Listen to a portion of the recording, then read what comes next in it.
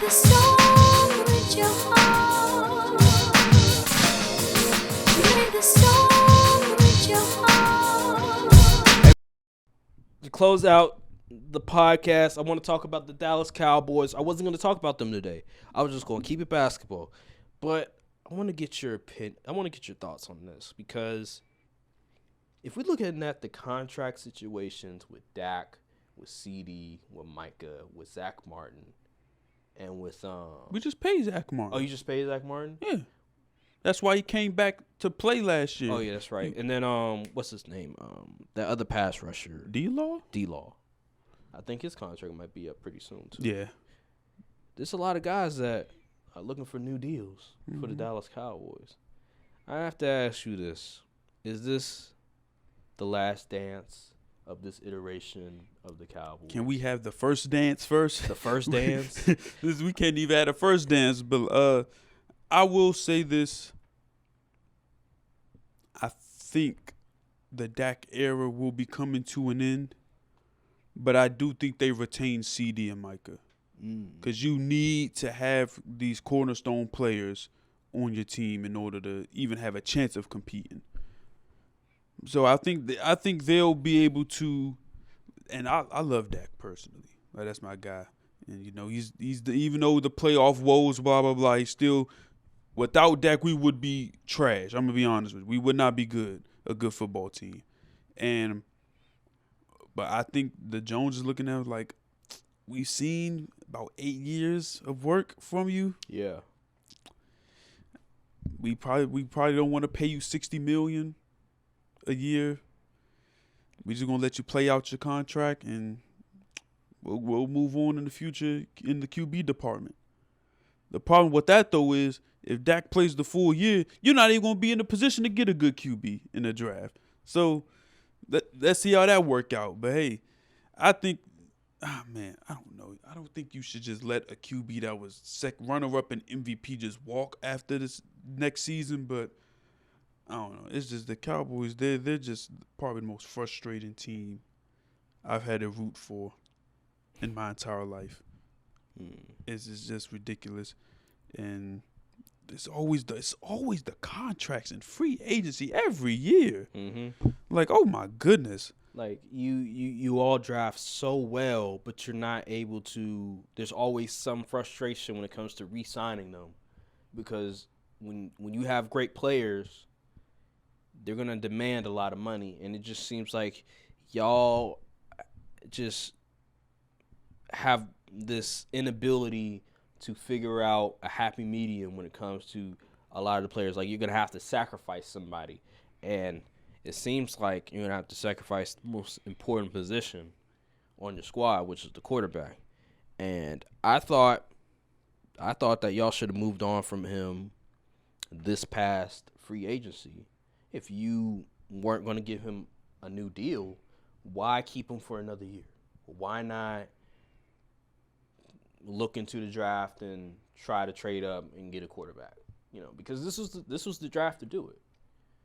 Now you have to pray that Carson Beck, Shedeur Sanders, Cam Ward, I know. You got to pray that those quarterbacks will all of a sudden ascend and become better versions of themselves.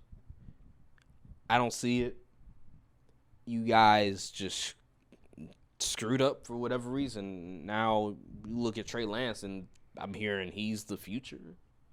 Like, really? He's gonna lead us to the future #1 pick. Is that what they? I don't know, but what they seeing? My thing is, do you believe Jerry Jones is willing to give a wide receiver north of $170 million? See, this is the funny thing.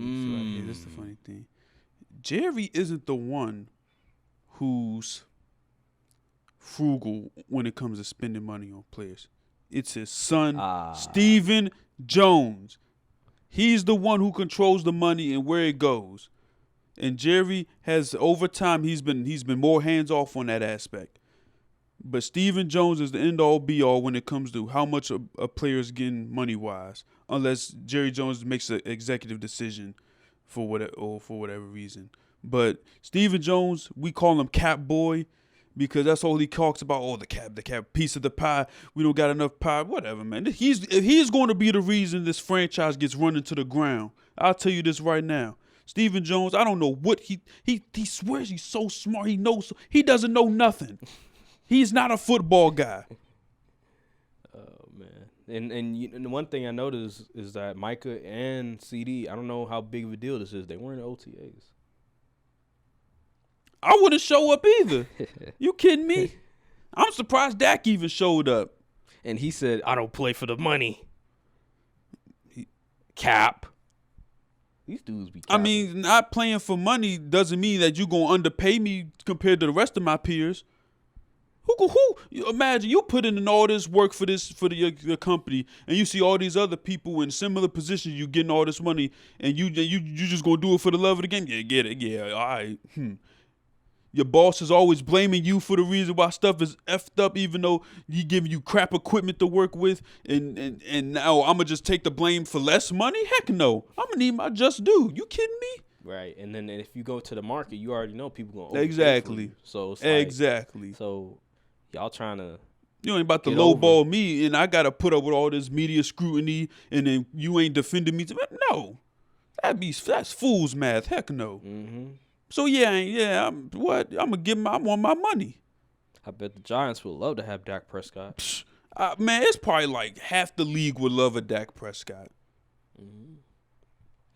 Yeah, I'm really curious to see how these negotiations go. Who they're going to decide to pay? It's gonna be nasty work. I'm telling you, right, it's gonna be nasty work. You're gonna start hearing stories and stuff you ain't never heard before get leaked to the media. So they already know how they roll.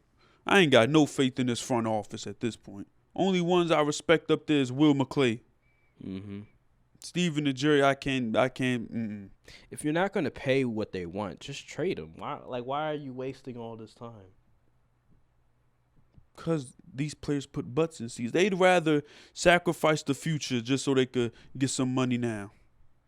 So hey, that's the hill. I ain't in the business defending this front office. If they want to blow up this franchise and run it to the ground, hey, I'm gonna just watch the train wreck from afar. That's why a lot of teams that continuously win, like the Packers, like the Chiefs, and etc., they win because they understand You said that the Packers. Hey. They go to play. Hey, we go to playoffs every year. We go to championship games, and we beat the Cowboys. So that's another thing. But they understand that, hey, if we're not gonna be able to pay You you, should have said the 49ers, somebody, even the Lions. I don't know. you said the Lions. The current Lions. So they make it to a championship game, and all of a sudden it's like, oh, they're winning, but Packers just you're laughing at. I see what's going on. I see real hate, sir. Anywho, what I'm trying to say, and I said etc. Could have said the Eagles too. Shoot. I said etc. That means obviously okay. it's like other teams that are just like them as well. Uh-huh. But they understand that if we cannot pay what you want, we'll just trade you to another team. What team do you want to go to? Hey, Tyreek Hill, you want to go to Miami? All right, here you go. Go to Miami. Let's get some picks, maybe a player, and then we'll move on. See, the whole money thing, I'm not even buying that. Because you look at the teams like the Eagles, they got all these contracts, yet they still find a way to play people and make trades and sign players. I'm like, where are they getting this money from? Mm. But the Cowboys, they always, we don't cap. But like, what about this team? What about this team? Mm-hmm. They don't seem to have cap issues. It's just an excuse. And only dumb Cowboys fans is buying it. Well, the Eagles, they did have to get rid of Javon Hargrave. Ooh, I know, right? But he was a big contributor to their run to the Super Bowl. So that was a big loss for them. But then again, they drafted Jalen Carter. He's gonna exactly fill that role for them. They have a succession plan per se. Like you draft Nolan Smith, you draft Jalen Carter, you draft Nakobe Dean. Like you have a succession plan in place. So when those older players retire, they leave teams, you can plug and play those dudes, and you're not gonna have to pay them as much in order to reach not the same sort of level, but close to the same level in production. So with the Cowboys, it just feels like y'all are. There's no plan. It's just, they take players when they leave. They try to fill replacements when the player leaves instead of like thinking ahead. Mm-hmm. Right. Like Tyron Smith left. Oh, we got to get Tyler Guyton. Like, where was this contingency plan the years before? Mm-hmm. And with the Packers, I will say about the Packers, they got very fortunate. One with Jordan Love, that was the big one. The Jordan Love one, that was a big one. And they got criticized for it, but they got very fortunate on that one. And when they traded Devontae Adams, they didn't have a replacement. They had to wait a year.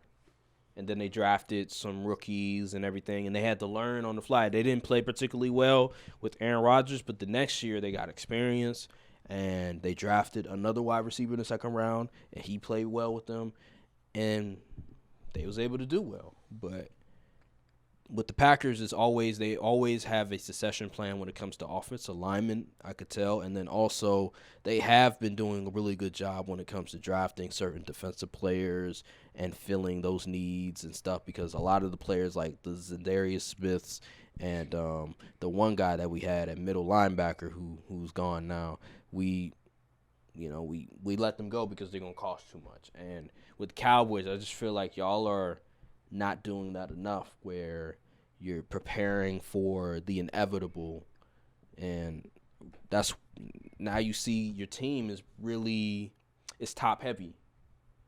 It's very top heavy. Like, there's not a lot of depth. Am I wrong about that? I mean, it just seems like there's not a lot of depth when it comes to the team. At skill position, I would agree. Yeah, skill position, right? Yeah, I'd agree. Yeah, because I mean, the offensive line is pretty solid. Yeah, y'all have really done a good job at. I mean, it's always O-line team, yeah, you know. Yeah, but in terms of like the receiver position, the running back position, the tight end position, I mean, it's okay. Jake Ferguson making All-Pro this year. Yeah, it's okay. Stamping it. Jake Ferguson's okay, but okay. You kidding me? Oh my God, here we go with this.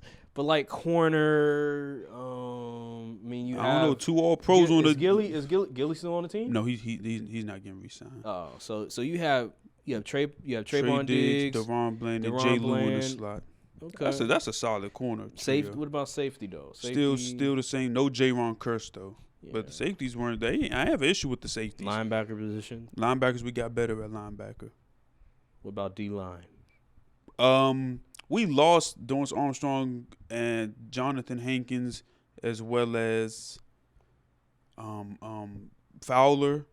Those are rotational dudes. Yeah, rotational dudes. But the biggest loss on the D-line is probably Hankins, because he was our true one tech. We don't really have a one tech as of right now. We're really banking on Mozzie Smith to make that leap and put some more pounds on him so he won't. That's Dan Quinn's fault, man. He tried to make him a 3-tech dude. I'm like, no, bro. Let him play the 1-tech like he did at Michigan. So, yeah, I think Zimmer going to get the defense right. It's the offense, I'm like. But then again, Mike McCarthy had the offense look. I don't know. Offense was good under Mike McCarthy, as long as Dak and Ceedee was playing buddy ball. But I'm telling you, we one Ceedee disaster away from purgatory.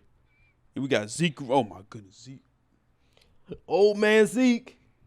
I hope they just give him short yardage carries. Old man Zeke. Old man Zeke in the building. They need to put him on that short back treatment, because he cannot be the lead back. Oh, man. Yeah, bro. I mean, we still going to be a good team. Like, you ain't going to see the Cowboys on the schedule, oh, that's food, unless you like the 49ers or something. Yeah. You gonna have to play good ball in order to beat the Cowboys. So I just don't think we a 12-win team again, or stuff like that. I give y'all. I say we 10 wins. I give y'all 9 wins. I think Jaden Daniels might get one off y'all. Oh, yeah, right. I think. Hey, you not seeing them clips? I seen that one throw he had, it was like towards the sideline. That's a good ball. I think Jaden Daniels might. There's a difference between whoever he was throwing against and Trey Diggs and DeRon Bland. Damn, they should have put the Commanders on Thanksgiving for y'all, not the fucking Giants. Damn Giants. I can't Giants, stand. oh my goodness! I'd be sick if I was Giants fans. The man Malik Neighbors, I don't think he said a single positive thing since he landed in New York. And then Daniel Jones saying he's fired. He's something about being fired up or not fired. I don't know what he. Someone said he needs to fire it up Malik. Oh my goodness, man! Yeah, it's a bunch of banter. Giants, I kind of feel bad for yeah, y'all. I don't. Y'all really just need a QB, honestly. All right, well, I can't stand the Eagles though. I hate they always do the right stuff. As long as they got tush push man at QB, well, they have Kellen Moore as the OC now. Godspeed. All right, well, if there's anything else you want to say before we get out of here. No, not really. Okay. All right. Well, we'll end it on this one. Thank you guys for watching. Make sure to like, subscribe, comment down below, hit the notification bell for all the socials, and we'll see you guys on the next episode of the Courtside View podcast. Thank you guys for watching, and peace. Just let me be me.